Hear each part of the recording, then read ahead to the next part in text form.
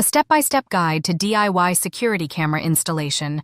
First, let's talk about choosing the right locations for your cameras.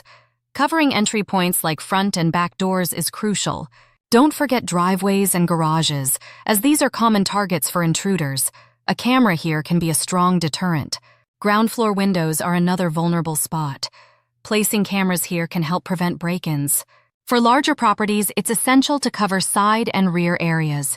This ensures comprehensive surveillance. Next, decide between wired and wireless cameras. Wired cameras offer reliability, while wireless ones provide flexibility.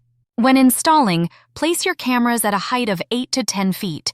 This prevents tampering and ensures a clear view.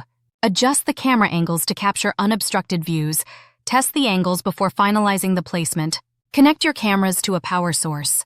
Wired cameras need cables, while wireless ones can be plugged in or battery-operated. Finally, connect to the network and test your system. Configure settings, adjust motion detection, and set up alerts for optimal performance.